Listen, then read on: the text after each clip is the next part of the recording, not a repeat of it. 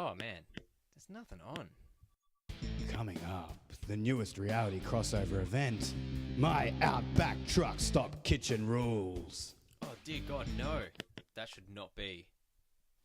When did TV get so weird? So dude, I've been wanting to ask you something. Are we just going to go on not addressing Elsa's disappearance? I don't know what you're talking about, man. Okay, cool. The smell is finally starting to fade. You expecting company? No, I'll check it out. Good afternoon, sir. My name is Detective Inspector Trout. I hope I am not disturbing you at the moment, but I was looking to ask you a few questions. May I? Of course, please. Thank you, sir. Chris, this is Inspector... Detective Inspector Trout, sir. Right, he's here to ask us a few questions. Oh, okay. Yeah, sure. Please, take a seat. Why, thank you, sir. Paul, was it? Would you mind taking a seat with us? Yes, Paul. Please, join us. Sure, no problem. I must say, it's quite a nice place you've got here. Have you lived here together long? Thank you, but this is my place. We don't live together. That's just a technicality. Chris is letting me crash here for a while. I'd call it squatting. I see. Anyway, I'll get right to the point, shall I? We've been receiving some very strange reports lately regarding this address. Strange? Yes, peculiar, if you will. Reports of loud arguments and other, intense noises. And we've received a call from your neighbor after they thought they heard an alligator in your home. It was a croc. Shut up, man. What was that? Oh, I'm sorry. Just a croc in my throat. Please, continue. Right then. Well, the most disturbing report we've received is that of sightings of an undead woman running amok around town. Really? Yes, if you can believe it. She's been seen mostly storming into grocery stores and tearing up their cereal aisles, scaring people, things of this manner. Oh, so nothing too serious? Oh, and she's believed to be responsible for throwing a young boy into a lake. That's pretty serious. Quite, sir. Please, take a look at this. Do you recognize this woman at all? No, I can't say that I do. Huh. She kind of looks like Elsa. Elsa, sir? You know, Elsa Lancaster. She played the Bride of Frankenstein. I see. So, anything else we can help you with, Inspector Pike? That's Trout, sir. Inspector Trowel? Trout. Tuna? Salmon? Flathead? Golden Dory! Right. It's obvious you're not even trying anymore. Here is my card. Please contact me if you have any useful information to pass on. Good day, sir. Sir? Oh, thank God. I thought we'd never get rid of Inspector Trout. Oh, Inspector Trout was his actual name. I thought we were just naming fish.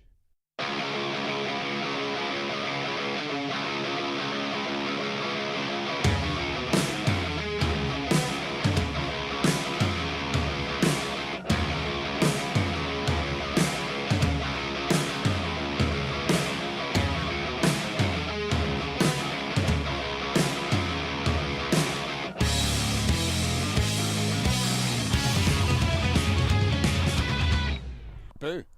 Welcome to another episode of Into the Minds of Madness, the horror movie podcast, where we talk some crap about some horror movies. Indeed.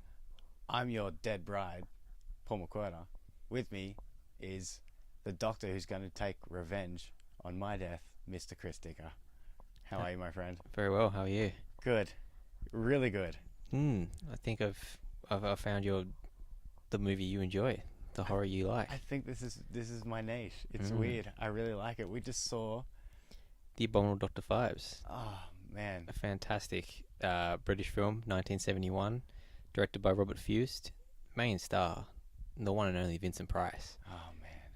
Fantastic. I think I'm already obsessed with Vincent Price. It's the first movie of his I've seen. All it takes is just that one little bit, and Man. he's got you. That voice. Unbelievable. He doesn't say a word. You don't see him doesn't speak. Even open his mouth. He just does it all with his throat. Yeah, and amazing those speeches. Oh, goodness gracious. All right, we'll get into it in a sec. We'll get deep into it. But do you want to give us a quick synopsis? Yeah, sure. I called myself the dead bride because this, and you, the doctor, who's going to take revenge. Dr. 'cause Anton. That's pretty much it. So I'll just read the synopsis here. Save us tripping up on shit. Doctors are being murdered in a bizarre manner. Bats, bees, killer frog masks, etc., which represent the 9 biblical plagues. The crimes are orchestrated by a demented organ player with the help of his mute assistant. The detective is stumped until he finds that all of the doctors being killed assisted a Dr. Vesalius on an unsuccessful operation involving the wife of Dr. Phibes. But he could not be the culprit. Could he? He was killed in a car crash upon learning of his wife's death. Bum bum bum. Good read. Good read. Oh, I did what I can. oh, goodness gracious. So it was a car accident that they believe him to be burnt alive. Yes. And dead. Yes. So, like, what this is basically a revenge film where we see most of it from the side of the person enacting revenge, taking out revenge on these people, and we get to see what the investigators get to see as well, but it's mostly from Five's point of view. And I think the best way to sum this movie up is 70s glamour. Yes, very much so. It's that too clean, but so many pastels and marble, and it's just so close to, it's cheesy, it's tacky, but so beautiful at the same time. Like, I agree. Oh. Okay. Well, let's start at the start. Let's talk about the opening sequence, which looked like a shitty music video. Did for a bit there, yeah. But being in the context that it was actually beautiful, and I adored it. Oh yeah, me too. The costuming is like in this entire thing is like it's over the top. It's fantastic. And the way she was able to dance in that dress. Yeah. She did not trip over. Goodness gracious! Like even Skills. that in itself, it was just well done. And there's Dr. Phibes with a hood over his head, a glittery robe of some kind. He kind of looks a little bit like 70s glam death. Like, she would agree. Yeah, we don't even see his face for quite some time. And he's and this whole time they're dancing, that it's quite an elaborate choreography. And oh yeah, she's dancing in this crazy dress that I don't understand how she's not falling over. And he's got a hood over his head. Well done. Bravo already. Whilst the Clockwork Band, the Dr. Phibes Clockwork Wizards, play play away. I wrote that down as well, man. What a name. They're fantastic. It reminded me of like Letterman's band. Like like the Max Yeah, but this one didn't piss me off. They kept quiet. Yeah. Oh, that was so good though. I absolutely adored that. I thought that was great. They were pretty cool. Like, it's the little touches in this movie, and that's just one of them. Just having a tin. Why not? Yeah. Why not have a tin Clockwork Band? Yeah.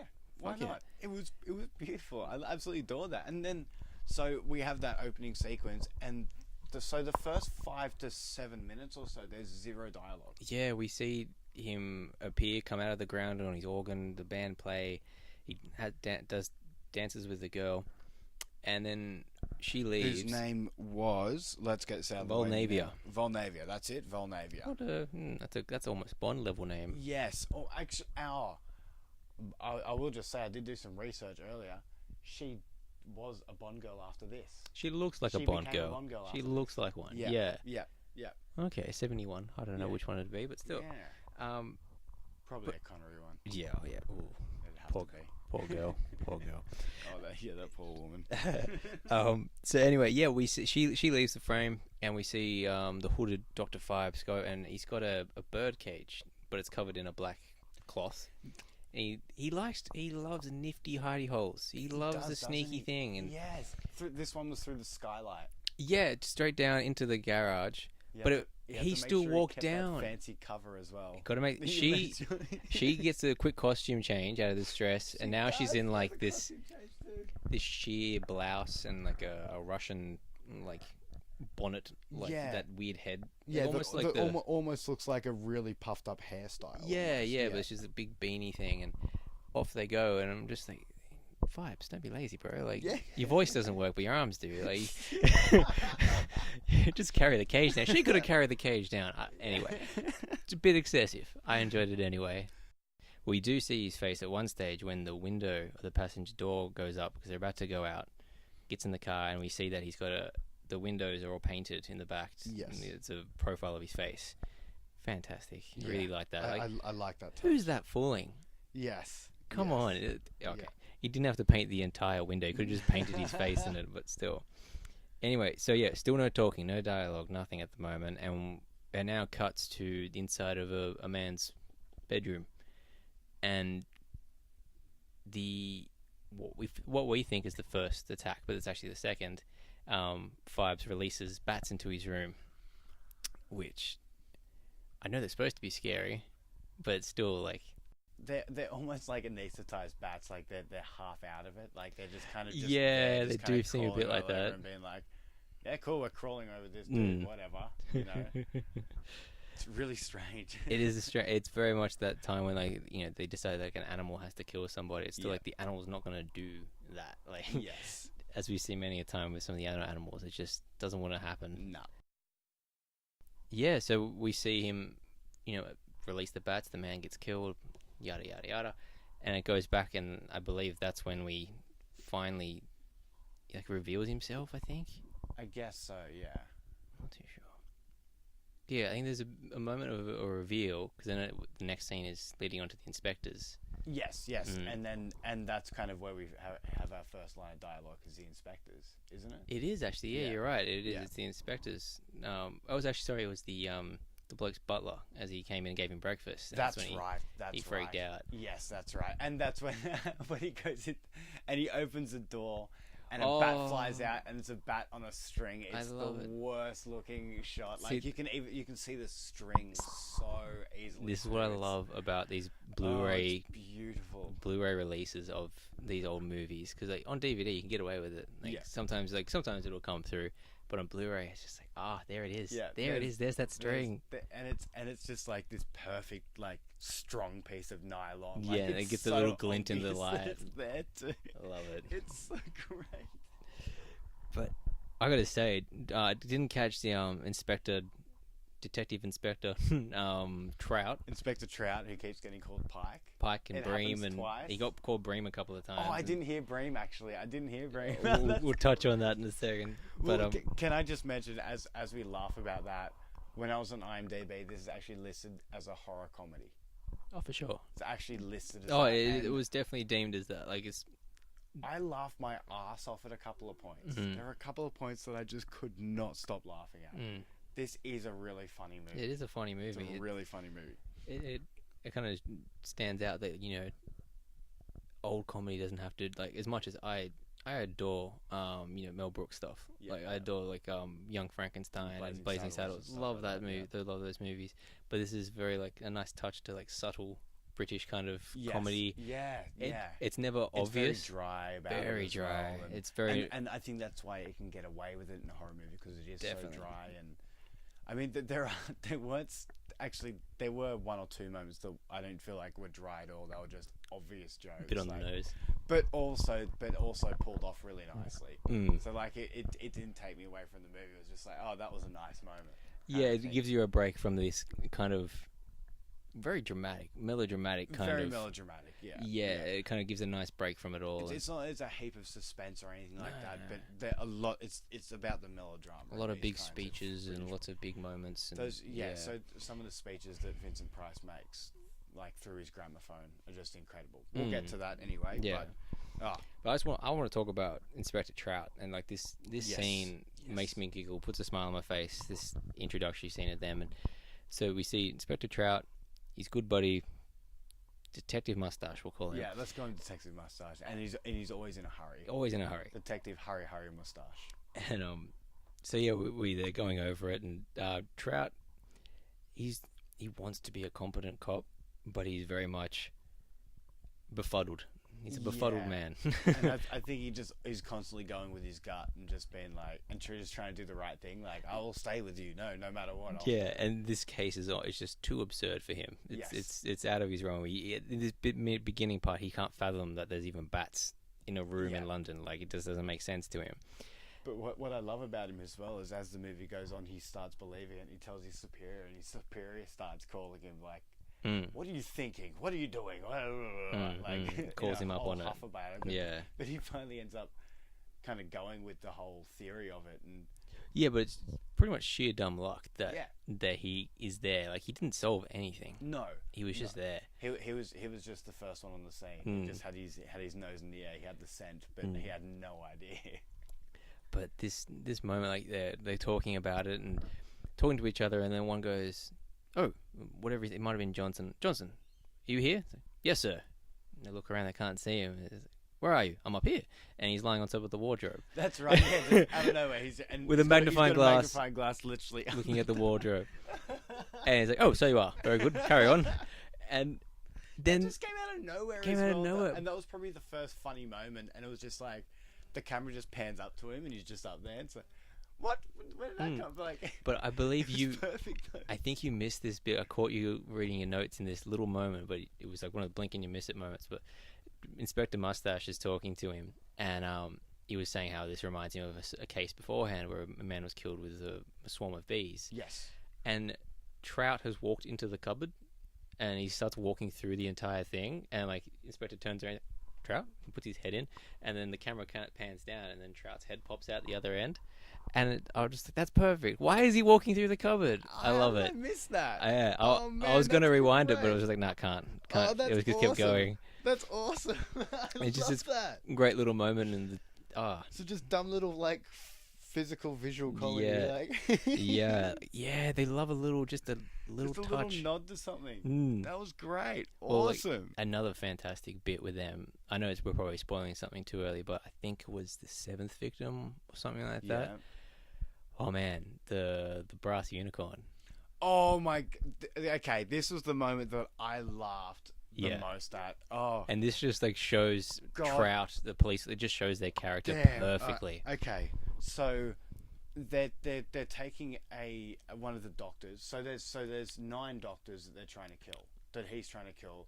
He was the 10th one who worked on All it. right, well, let's sum this up real. Let's quickly get this amulets bit out of the way. Yeah. So Dr. Phibes is enacting revenge because he believed his wife was in an accident or something like that, caused her to go to the hospital, and 9 doctors, 1 nurse, 8 doctors were assigned to taking care of her, and she died within 6 minutes. It was She was on the operating table for 6 minutes, and they couldn't do anything about it and all that. And Phibes, of course, upset, distraught, all that sort of stuff, fakes his own death, blah blah blah blah. Oh, sorry, no, he actually does have a car accident. He does have a car accident. Sorry, I forgot about that. So he doesn't technically fake his own death, but It's a happy accident in the long run. yeah, for him, he's like, oh well, now I'm alive. I can enact revenge. I will enact revenge because As he says, I will. Share one of his beautiful share my. speeches. It was something along the lines like dole your pain amongst them, or like share your pain. Share your pain with it, and And and he's doing this by playing out the 9 the curses of the Pharaoh, yes, and that's when it's 10 curses of the Pharaoh. Sorry, which is from Exodus 12:12. Yeah. Which I wrote down. It is biblical. It was the Exodus of the Hebrew people. yeah, it's that from Egypt. the usual kind of the big curse that kind of goes into a movie or something like that. Yes. Boils, toads, locusts, death of the firstborn, all this sort of stuff. Bees, blood. Bloodletting. Like this is how Phibes enacts his revenge, and so that's why it's quite a tidy reason for the revenge. Like Yes. very tidy. Yes, as he very says tidy. many a time, 9 killed her, 9 shall die. Yes. And well, there was it's actually the 10 curses Yeah, of they the did- pharaohs, which they talk about the 10. They're like, okay, It's 9. darkness. Who's the 10th? The darkness is. Let's spoil This- it. That he kills himself at the end. That's Yeah. the 10th. That's the 10th curse that he's enacted on himself. Yeah, exactly. But now that we've got that out of the way, let's get back to our favourite scene. Yes, please. The copper unicorn. Oh, God. Sorry, brass unicorn. We're- brass we're- unicorn. I feel like we're gonna keep coming back to this scene because it's one of my absolute favorite just scenes I sums think up- I've ever seen. It sums up the whole movie, I feel like, It in just a does moment. so perfectly. So- So that they're taking one of the doctors to a safe haven, pretty much. Yeah, they're leaving a gentleman's club. Yes. One Yeah. of those where you can sit in a room, sip brandy, and read a paper. As they're about to enter his room. No, they're at the front door. They're leaving. Oh, that's right. Yeah. So he's like, "Oh, I feel like a Secretary of State. He says something along those lines. And then as they open the door, a brass unicorn gets catapulted through the door, Straight into him. stabs him straight through the chest, and attaches him to the wall behind him. And all the detectives, all the inspectors are just gobsmacked. Yeah, they stand there for a few moments, just, And what do we do? as it goes through, the camera pans past the wall and sees the horn sticking out the back. Yeah, we see like Trout pop his head around. Pop his head around, and Oh. then I think it's Trout says, "I'm quite sure it's left threaded." Yep. And then you start seeing left the answer. unicorn horn start turning backwards like it's a nail, and We cut back into the lounge area. Into the lounge area with a man sitting there reading the paper, and you just see legs Yep. turning. So they're literally unscrewing him off the wall. Instead of, I love it. Like they went the Just- hardest way possible. Like Yes, and instead of unscrewing it out of his body, unscrew him off the wall. And the gentleman see his feet go around the wall. and the bloke who's sitting there drinking his tea is just like, oh, can I get some peace in this club? Can a gentleman not sip his brandy quietly? He could not even care less about a man. He even dead looked on at the it. wall. Like he even It was saw the just- feet, and he's it like, was- oh. I was just like, can I get any fucking peace and quiet in here? This is great. It is pissing down with rain outside, but that's fine. It just adds to the excitement. There we Yeah, go. it's a- Pissing down with rain. It's one of them days. Makes it a bit more exciting though. So yes, we see the Doctor get unscrewed, and that just sums up the sense of humor in this film. Unbelievable. Absolutely incredible. Yeah. That scene that blew me away. I think I was already enjoying this movie, but as soon as I saw that, that's what made me fall in love. It sold it. That is what made me fall in love. Yeah, that sold it for you. So yeah, we've kind of jumped ahead with our victims a little bit. The first victim, what we don't see, is Boyles. He's killed by a swarm of bees. Yes. Then we do get to witness the bats. Then second on-screen victim dies via frog mask. Yes, That was cool. I thought that was great. That was yeah. fantastic. And So, and it was Dr. Phibes that Phibes, yep, put it on his head. he is this doctor is attending a fancy dress party, but he's not aware that it's have to wear a mask or anything like that. So just so happens Dr. Phibes is there with his own mask on to provide him with a very elegant like jade green frog's mask. Yeah, it was actually pretty well made too. Beautiful. Dr. Hargraves, his name There was. we are. And so yeah, Phibes gives him a hand and places it on his head and all that, and that's when we see that it actually there's a mechanism, a little gear on the back. It's just like a tightening mechanism, really, just to tighten it up. And once he's clicked it in, it just continues to constrict. yeah, and it's quite nice. It's got little jewels on it and everything on the gears. Yeah, it's very ornate. Very ornate. And yeah, we watch him walk up the stairs, and as he's doing so, he starts to realize, oh no, this is what's wrong with this mask. It's getting tighter and tighter. And we hear it just tick tick, and you hear the crunching kind of sound of it getting tighter and tighter. And then we get a couple of nice shots where it's like from inside the His mask, point of view kind of thing. and then the screen, when you're in that shot, the screen turns red. Yes. And he And falls then down the that's when he stairs. collapses. And I'm not sure if you noticed, but the music playing is like this real upbeat, like Sinatra style kind of song. yeah, it's a like party. This real creamy, like it's like a Michael Bublé song. Like Yeah. it's really upbeat and really. And then he's just like lying there dead on the floor and this. Like that kind of, like, Yeah. it was great. Like a good that contrast. was awesome. That music was perfect. But we've also this one, I enjoyed Dr. Longstreet. Me too. He suffered a cruel Very death. strange man. For the 2 minutes he was on screen, very strange man. Spluttery, and yeah, he's great. Like, it was a great little back and forth with his, I guess, maid or housekeeper, something like that. So yes, he's maid or housekeeper. That's right. Yeah, and they ask her that, and she kind of doesn't really define it, does she? we're introduced to him. He's in his office and he's trying to open a package, and she comes up to him and says, "I'm off." What? Yeah. I'm off. Remember, I asked you for the night off tonight. I hope that's still okay. It's like, "Oh, you're leaving." So that moment he's like, Just this He real didn't smell bad. doddery fellow. Yeah, Like, just an old doctor. Yeah, it's just great. And she leaves, and like she says, "I'm heading off for the night," and he says, "Oh yes, I'll quite enjoy it. I mean, enjoy yourself."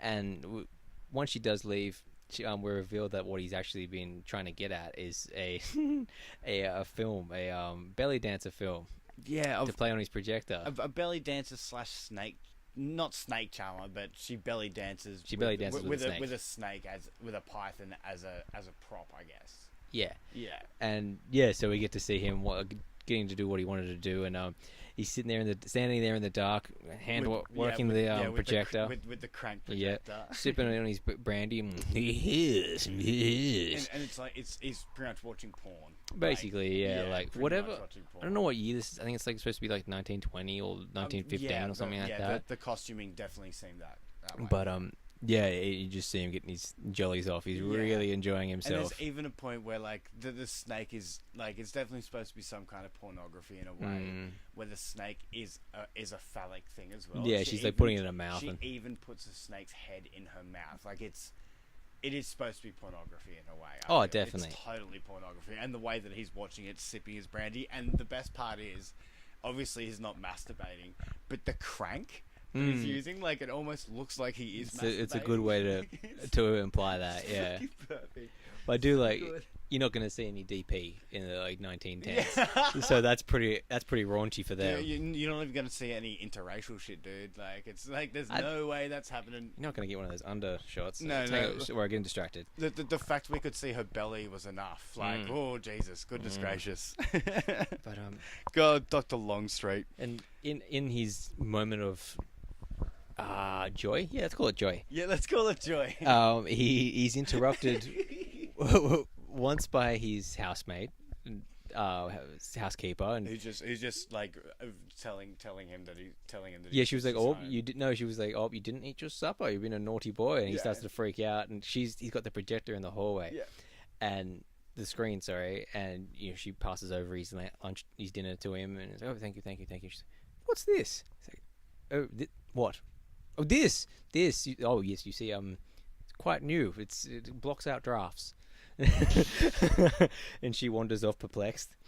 And then he goes straight back to it, watching his belly dancer girl. And then Volnavia enters. And almost like, it's almost seducing him. He doesn't know what to do with himself. But he's just like, there's a beautiful woman in my vicinity. Yeah, he doesn't What's know going on? He just goes along with it, and even Dr. Phibes walks in. At this stage, he's not even like strapped to the chair. He's like, oh yeah, I'll go with this. Yeah. Oh yeah. All she does is she wraps like this tiny bit of like cotton, like this tiny bit of silk around his wrist on the chair, and he's just like, goodness gracious, I'm down for all of it. Yeah. That's basically what it felt like. and then Dr. Phibes walks in with his needle. Oh, needles again, man. Again. I love a good needle. Jesus Christ. But Dr. Phibes walks in and he's just still like perplexed by who she is, just standing next to him, and he just sticks a needle in him. He's like, what's happening? Yeah, it's kind of, he doesn't fight it. Probably the easiest death. Yeah. he's kind of let Phibes drain him all night. Yeah. And just drained him till about 3 o'clock in the morning. Yeah, and he had like 9 vials, like, which were like, as like 700ml bottles. Like, they were fucking massive. They look like Jack Daniel bottles. Like 700ml at least. And then Volvania is outside to celebrate. She's playing away on a white violin. Yes. Beautiful. Very nice. Nothing says glamour. Yes.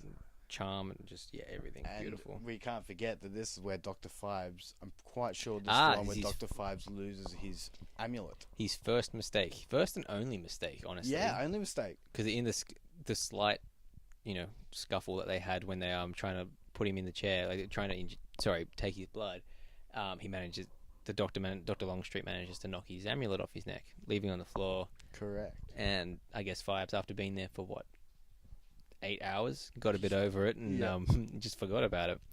But it doesn't seem to fuss him too much, but it does allow... It fusses him for a second. He's like, and it's really overacting, like, where is my amulet? But you can tell, then literally the next scene, the inspector's like, well, we have this amulet. But you can tell, like, Phibes is like, oh, well, my plan's too perfect anyway. Like, they're not gonna... They don't catch him. Let's talk... Okay, now that we brought the amulet up, let's talk about the guy who made the amulet. The goldsmith. Oh, Well, I had him down as jeweler, but Goldsmith's Oh, probably. he came up in the credits as But Goldsmith. Goldsmith is I like that a lot more. He was That great. man was incredible. Mm. For the 3 minutes he was on screen, I absolutely adored him. Yeah. His delivery was perfect.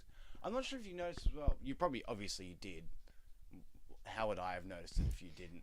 But a lot of these scenes are all one-shot scenes as well. There's not a lot of cutting around. No, it's very much incredible. British style. Very Incredibly well done. very 60s, 70s, like hammer horror, and like that obviously takes a huge influence off the old school style of old filmmaking, and it's very much that style. It didn't really shift from that. No, it really ages. didn't. I mean, just in like British horror for a while, it did not change. I noticed. Well, I mean, even in this movie, like I probably noticed it like the third scene in with the jeweler, and I was like, "This is all one shot." And then every other one that I saw was like, "Fuck, it all is." This The is only great. thing they really cut up is like, Robert Fuse. I don't really know him, but he hasn't done a lot. He's done the sequel, Dr. Phibes Strikes Again, and a few other things. But I quite like him because he's willing to take the ballsy choice and do a weird shot. Like he will frame it strangely and film it. There's one great one when we're introduced to Dr. Salius and the I was just train. gonna bring this up. The train was that was beautiful. That was a good shot. With the toy train setup, Mm-hmm. the model train setup, the way that it's shot through the windows of it, you see them in the background, and the way obviously it just shift perspective, shift focus onto. It was just that was so beautifully shot, and then, this is actually a lot around Vesalius' apartment. When Inspector Trout heads in, there's a lot of reflective shots. Yes. So you see Inspector Trout delivering his first line in the reflection, then he walks into frame, which was they used that reflection shot in his apartment twice. So well done. And they did it when they went to go check on his son. Yes. And then you see his face in the reflection of the son's picture. Yes. And you just see the other Inspector Mustache standing at the doorway. That's all you needed. You didn't have to see him walk. And Perfect. my favorite shot is the when they were trying to exhume the bodies of the Phibes. Yes. And the camera didn't pan out to watch them like lifting it like the top of the coffin, the vault, whatever you want to call it. Yep. Tomb. Tomb. It just stayed on the tomb, and you just see their hands pick it up and come out of frame and open it up, and it's like, yes, you didn't need to see them pick it up and awkwardly put it down. Yep, It just saved on a lot of very visual movie. In a lot of this movie, I was actually, especially, I mean, it's 1971. It's not like it's well, I guess we did Bride of Frankenstein from the 30s, but it wasn't even that. Like it was, I was blown away by how beautiful this movie was too. I've obviously mentioned the costuming, but then with the shots and things like that, and just the writing. So his poetry pretty much when Dr. Phibes is talking to the image of his dead wife. Yeah, he's got a shrine where he's put an image of her in a mirror, but there's no mirror anymore, and it's where so from his accident, it's affected his face. He cannot speak, can't use his mouth anymore. He speaks via a guitar amp, a lead, straight into his neck into a gramophone. And he can access his mouth through the back of his neck. Yeah. That's the only way he can eat and drink and stuff like that. There's even a point where I was like, why didn't he open his mouth? Like, how can he taste through that thing? It's like, well, maybe his tongue's he's touching the back of his around tongue. the back. It's like, ew, nice. So, but yeah, his speeches are just that's what I was going to say. Beautiful. Yeah, they're all coming out through the gramophone so as well. Gorgeously written, and the way he plays it as well, like the voice. It's not the usual very eloquent Vincent Price. It's quite stolted, but you can see because the way he's talking, you just see his throat move, and it makes sense when he stumbles on a word. It's because he can't use his tongue. Yeah, and just little things like that. Yeah. It makes so much sense. Yeah. I know what you mean by being stilted. Like, there was like a lot of breaks where it's like there wouldn't be a comma there, but it's literally just him just having to rearrange his vocal cords a bit to try and just get that word out. Yeah, which is really interesting. And really interesting. It's interesting for someone like Vincent Price to do a film with no speaking, like role. Like you know what I mean? Like he does have lines in it. I guess this kind of goes back to Karloff in Bride of Frankenstein as well, doesn't it? With him not hardly speaking at all. Not and really. Then, and then being like, I want more lines. No, by this stage, Price is well known. He's done a ton of movies. Well, I mean, I was going to say Christopher Lee. He did a film called, I believe, Scars of Dracula. yeah. Let me just double check. No, sorry, Dracula, Prince of Darkness, I believe. Yes, Dracula, Prince of Darkness, and he doesn't say a word throughout the whole film. Okay. But that's by his choice that he was sick and tired of doing Dracula movies. But also, it made sense because Dracula has been reborn. It was really weird to watch a movie with someone like Vincent Price or Christopher Lee not speaking. Yeah. Very strange. Yeah, very strange. It's a risky move to be in a film where you don't say anything. Especially somebody of that level too. Yeah. And people are wanting it for his voice. They're wanting it for that. And I think it's great. I guess what a chance to take. It's pretty much the guy from Back to the Future's version of being in Charlie's Angels and not saying a word and being obsessed with everybody's hair. I just forget his goddamn name. It's really annoying me. Everybody thinks he's weird as shit. Can't remember his name. Oh, Crispin Glover? Thank you, Crispin Glover. Crispin Glover. Yeah, that's pretty much him in Charlie's Angels. Not saying a word, you know, because it's such a big movie. Anyway. Oh, right, that movie. Yeah. That's a weird reference, dude. That took me a while. So who was the next death? Was it the driver? I don't believe he killed the driver. I think he just knocked him out. Oh no, sorry, not the driver. The guy. But the doctor inside. Yeah, the doctor inside. Yeah, sorry. Yeah, the guy in the car. The doctor. He received hail and was putting a ice machine into his car and it dropped it. What did they say? Under 100 degrees. 100 degrees Celsius. Yeah. They said so. They specifically said Celsius. Dude. I didn't catch his name, the doctor's name, but so I just called him Dr. Frozen Solid. Mm-hmm. Yeah, I could not remember his name for the life of me. No, I think me I only neither. mentioned it once. Pretty much. I love the way that Dr. Phibes knocked out the driver. It was pretty much like some kung fu pressure point shit. Like, yeah, it was a Vulcan Vulcan type. just grabbed him on the shoulder and suddenly he was out like a light. It's fucking great. And the next one is he was a weird name. I can't remember it, but Dr. Kitey? could be Was it Dr. Kitey? the Death by the Plane and the Rats. Yes. Yeah, it was Dr. Kitey. I actually spelt it out phonetically, so I decided to remember how to pronounce it. Dr. Kitey. So yeah, he suffers the curse of rats.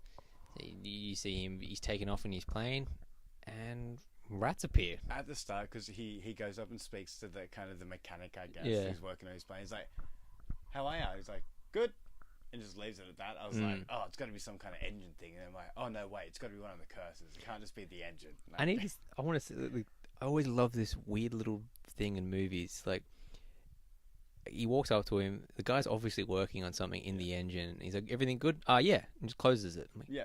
were you actually done? Yeah, like it were you seems to be in actually like done, yeah. every movie. And it's like that's all you're gonna ask. Like you're not gonna ask like, oh, specifically last time I flew it, like the joystick was a little sticky. Like, is everything all good with that? Like, it's like, nah, everything all good. Yep, sweet, and he just goes and jumps in. But it's Doesn't like give a fuck. every movie, like the main character walks on and it's like, oh, the car's ready, or like someone's working on a car. Oh, yep. Oh, yep. So, yeah, suddenly done. the bonnet's just going down. And they're like, "How are you, Mr. Bodden?" Like, and he jumps straight in his Oh, Aston man. Martin, and that's it. Like, Such a silly so fucking detail. strange. It's so strange. But yeah, and I do like the liberties that they kind of took on some of these curses. Like, they're not exactly like. oh yeah, he's got to make him You know, like real. they take a lot of artistic license with how they're gonna dole out these curses. No, I definitely. loved it.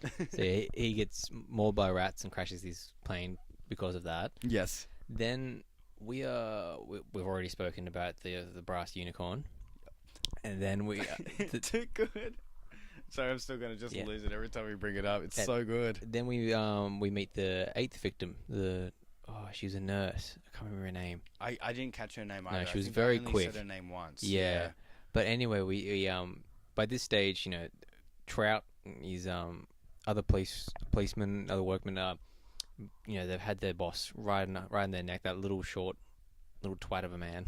And this is where Trout is with Dr. Staley saying, I will not leave your side Well, until we apprehend this man. Sort of, yes. They're there in the hospital. It's totally locked down. He's talking to Vesalius, and Trout's very confident that, that they're gonna. Phibes is not going to be able to carry out his attack. There's no way he's going to get in, and as he said, if he gets in, he's not going to get out. Yes. But Phibes is well and truly steps ahead of him. Streets ahead. Yeah, there's even a point where he's taking the nurse to the room that she has to stay in. Mm-hmm. They walk in the elevator and there's a man standing there, and it's Dr. Phibes. And it's Dr. It's Phibes. so obvious who it is, and they're just like, all they do is look in and they start talking about these obviously very confidential stuff. Mm. And then it's like, oh, it's just a dude. Anyway. Yeah. Just continue on with their conversation. They're going on, and she finally gets locked up. She goes to her room and all that, and has a sleeping pill. Doctor says, sleep. Go to bed for 24 hours. How am I going to sleep? What does she say? She goes, how am I ever going to sleep with all this going on? He's like, I suggest a sleeping pill. He's like, all right. Accepts it, does it, and that's straight when to the drugs. we cut to there's a police officer guarding her door and all that. There's no way to get into the room. But Phibes has thought about that, and so he's gone to the room above hers. He's made like a perspex clear map of her. This was very strange too. That was very weird. The things they thought of before, like tech, Yeah. But so yeah, he places this weird silhouette of her, and he starts drilling into the floor where her head is, straight through the silhouette of her head, and it cuts in, and you see that he's correct. He's drilled in all the way, and you see it's opened up. You see her face, and he starts letting in this green slime, dripping it through the hole. It turns out to be boiled down Brussels sprouts. Yeah, I was wondering. I was like, what is this? What's going on here? I really didn't understand until you're like, that's a Brussels sprouts from. I was like, oh, of course, fucking of course it is. But they didn't really make it very clear. I think it was the point, to keep you like, what the fuck? What the fuck is this green stuff? And that's why they kind of stopped talking about the curses. They stopped speaking what they were. Like they didn't mention locusts for ages. Yeah, and that's when you see that her whole entire face is encased in bean sprout goo. Yes. And that's when he starts to let locusts down into the room, and I did not want to be the poor guy who had to fill up the tube of locusts. This goes back to what you were saying about using animals as well. It's almost like Vincent Price even kind of references it himself in the acting, like tapping it, where he's just tapping on the glass, trying to make them move. They just would not. I wouldn't have even turned up to set that day. There would not have been a disclaimer at the end of those credits saying no animals were harmed in this, because my God, definitely a million locusts were harmed in this. Oh my God, just there's even moments where she had to lie there and why are locusts so big? Yeah, I know. Why are they fleshy looking? Oh, fucking locusts. Anyway, I don't want to talk about locusts. It reminds me of my grasshopper friend. I miss her. Anyway, and so these locusts make short work of the gooey mess that was her face. Yes, and it's literally just her skull. And they picked it clean. Yeah, they picked it absolutely clean. And it just goes on from there. But I think we've covered just about everything now. Almost just about everything. I think we can talk about the big moment, the big ending. So just going back just a little bit, we get introduced to Dr. Vesalius's son. And it's really funny. They're playing chess, and you can totally tell that he is dubbed. Do you reckon? The kid is totally dubbed, man. You can tell, there's no change in his voice, in his false vocal as fuck. volume at all. Yeah, he's a weird kid. Weird kid. And so the inspector's protecting Dr. Vesalius this whole time, thinking that it's going to be Dr. Vesalius, but Dr. Phibes actually attacks his son and kidnaps his son. Yeah, so we were going to, I forgot what I was going to say. The ninth curse. The final curse is darkness, but the final curse is the death of the firstborn son. Death of the firstborn. And they're in the office, in the hospital. They've realized that the nurse is now dead, beyond their comprehension how that could have happened or anything like that. And they're standing there, they're talking about this, and Dr. Vesalius mentions that he's, I don't know how he's going to kill me. My older brother died years ago. Already dead, yeah. And that's when Trout has his first breakthrough. Yeah, he's finally his first point. He fucking wakes up and realizes, what about your son? What about your firstborn? And that's when it's on. Son, go and find him. They can't find him. Dr. Phibes has already kidnapped him. So, the ending scene will be the last The final series, curse. yes, The final curse. Beautiful. So Dr. Phibes he's back at his home and he's called by Phibes to come to his home. Like, this is it. This is the moment. Come get your son now. Your son will be dead by midnight. Yeah, I will Come continue alone. to play this organ until midnight. You know, Come alone. Yeah, and Oh, that was a great line. The organ plays until midnight. yeah.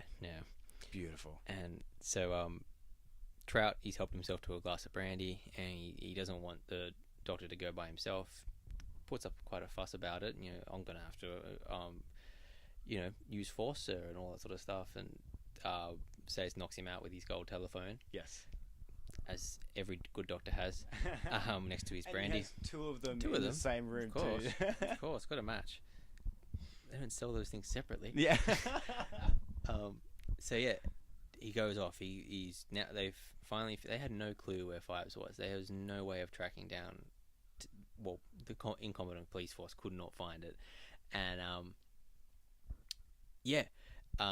he gets there. He's straight away just greeted by.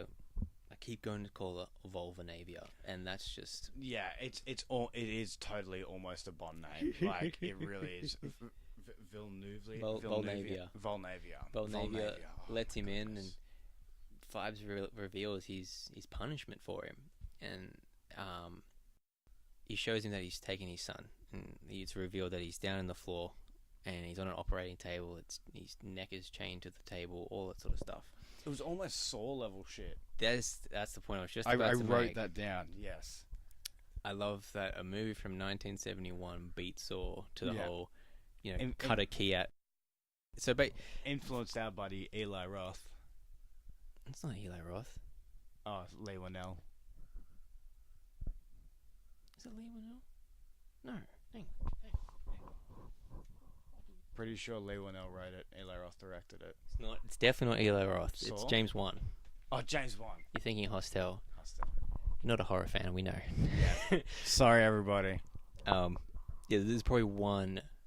Like, there's always a super Rob Zombie fan or a super Eli Roth fan. It's like, how fucking dare you? Yeah. Get his neck. Or James Wan fan who just lost their shit. I actually really hope that we have one of those fans. That'd be Somebody nice. listening to us who cares that So much. I can brag on how much I hate Rob Zombie or something like Yeah. that. I don't hate him, but some of his shit is shit. It's so good. Alright. Secret section. Secret section. So let's get back to the Saw thing. Dr. Phibes is now explaining his punishment to Dr. Phibes, and as he says something along the lines of like, your skilled hands that helped to destroy my wife will be used to save your son. I've implanted a small key close to his heart in his rib cage. Go now, doctor, save him. And as he's getting prepped and all that, Phibes then explains to him that he has 6 minutes to do it, because in 6 minutes this huge glass thing full of acid the acid will reach the end of it and pour on his face. Yeah. And he specifically says, and he will look just like me, and then pulls his mask off, kind of thing, to reveal. Yeah, he pulls off his Vincent Price face. Yeah, to reveal his disfigured, twisted face. It's like extreme burn victim, like skull, like kind of like, it's like he's just his face was set on fire. Yeah, he's there's no lips. His teeth are together. His skin's all grey. Yeah, everything's what melted off left. And that explains why he can't open his mouth or anything like that. Yes. But this is that, as we touched on. This is like this torture porn moment. This is really cool. Like, it took such a different turn for me. Like, it's been kind of fun, been tongue in cheek, some of these deaths, but then this one is, no, cut a key out of your son's chest before acid falls on his face. Yeah. Whoa. Yeah.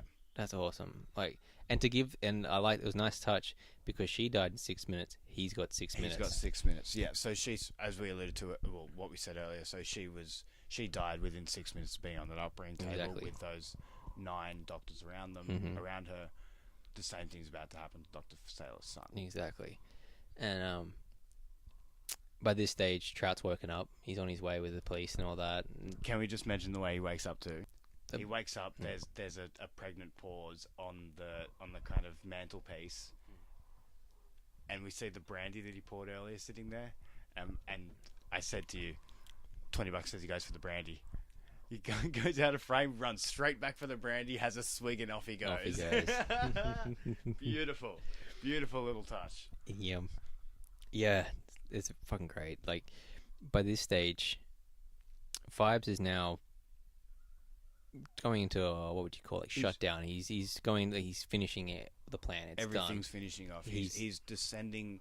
So his organ descended and like, ascended. Before he's got to that, he's told Volnavia to go and destroy everything that he's created. Yes. Go destroy it, and you see cutting down the wooden busts of everybody and Yes. the victims and chopping shit down. And that's when we see him go to his organ, and his organ descends away. And as he's playing, Yes. she's chopping up the band, the wind up, the Clockwork Band wizards, The Clockwork Wizards. and and this time Viserys is he's successful. He saves the kid and all that, and gets the stretcher out of the way.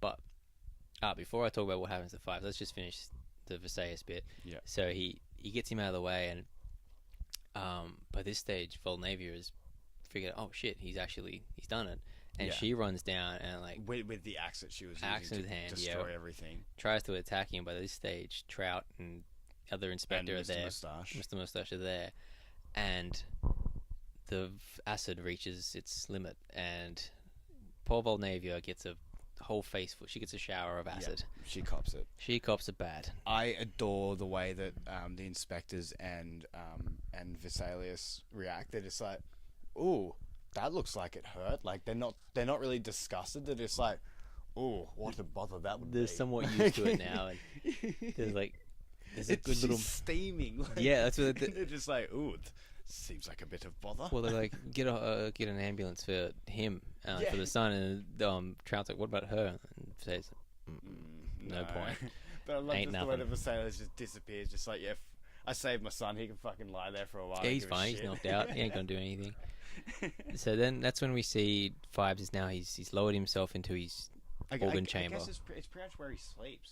Does he sleep? No, with- I don't think he does. But he did hang down there a fair bit, though. It was a bit of a. I think it he, was a actually, lot. I think you're right. Kind Yeah, of his, like, It his sanctum. it's kind of like the usual thing with low budget movies. It's the same set, but like redressed for Yes, each yeah. different shot. And so yeah, I'm not. Which is pretty much it just descends. So it's pretty much just under the stage of the Clockwork Wizards. Yeah, He's exactly. just under the stage. And so yeah, we see, because it's revealed earlier that his wife isn't in her tomb, isn't in a coffin, and we see that she's actually in a bed, lying peacefully, doesn't no rot, no nothing like that, and that's when we watch him. He places a needle into his arm and lies into the bed, and we see that he's now, like, his blood is being replaced with embalming fluid. Yes. So he's killing himself via bloodletting and filling himself. That must have been the weirdest way to go. Yeah, I know.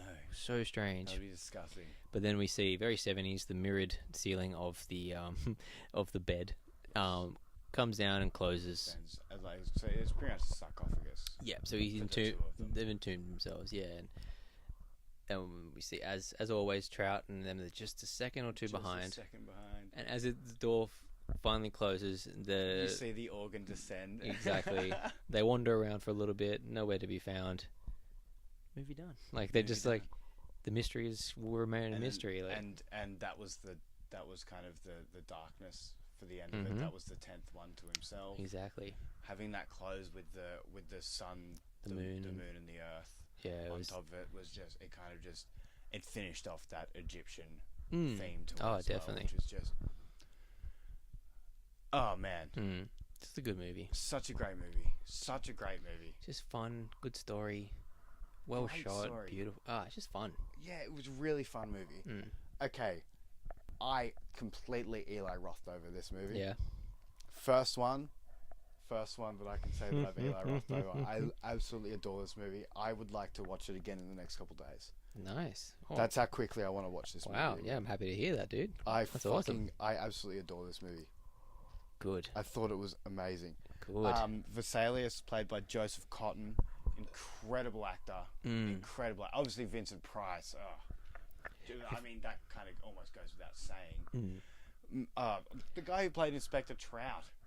Yeah. Oh man, he He- was great as well. I know I've adored seen him in another film called Carry On Screaming, and it's a series, the Carry On series. It's got like 30 films in it, and Oh, it's this wow. British one where it's Carry On. It's kind of like the British scary movie. You know what I mean? Like it's Okay, Carry yeah. On instead of Epic Movie. It's Carry On This or something like that. But Okay, they're always really well done. And this one was Carry On Screaming, a 60s one rip on Hammer horror films. And I've only seen it. So before this. It could be before, it could be after this. I'm not Okay. sure, but it's a rip on that kind of Oh, the so Hammer it's film. a rip on 60s Hammer Yes, stuff. definitely. Okay, sorry. I thought you said it was in the 60s. I was like, fuck, before this. But he, Oh, it's like, I wonder if he got this job through that, Yeah, through being maybe. in like a spoof kind of thing. That's great. He's very much same kind of Inspector Trout. Yeah. And there's a moment where he's investigating something, and that befuddledness of being hit on at the same time as investigating. Yeah. He's great. It's just it seems to be the character he plays, and he plays it well. Awesome. That's great. That makes you. I want to see that too. I really want to see that too. Man, so the abominable. I knew I was gonna fucking trip Abominable on that word Dr. at least Phibes. once. Oh, at least once. I Finally did. did it. Says it to the end. The abominable Dr. Phibes. Fucking A plus, man. Yeah, A fantastic plus from my film. side. I have absolutely adored that, If you want to get into horror and you're squeamish, this is a good movie. which is exactly me in a nutshell. Mm. That is exactly me. I'm so happy you showed me this movie, man. It but wasn't on I the list just- originally, but it had to be. You snuck it in there, and I'm so glad you did. And I'm kind of really annoyed it's over because I know what's coming next. Oh, see, you're super excited about this one. I am so excited about this one. I was actually just mainly more excited for this so I could have an extra week to prepare Yep. for this. Oh. I'm not looking forward to this. Man, this is one of my favorite horror films. Well, this is a film I show to people to watch them squirm because I'm a sick fuck. We are watching Inside from 2007, French film. I look up the actual name, but I'm not prepared. This movie is so scary. I love it. I already feel kind of sick. You're gonna feel sick. Pregnant feel woman, sick thinking home about it. invasion. That's all you need. I don't feel good. I don't feel well. Now that took the sweet taste of Dr. Phibes out of your mouth, didn't it? Well, all right. Look forward to that, my friends, horror fans, fellow ghouls and other horror cliches. And people who hate me, you can look forward to it too because I'm going to go through hell and back watching this. Like, I know I'm kind of sound like I'm hyping it up. You are gonna hate this movie. Fuck, man. Honestly, fuck. Oh, I'm terrified. Look at me. I'm squirming already. I'm not even watching it. Oh, man. Just the thought about it. Okay, all right.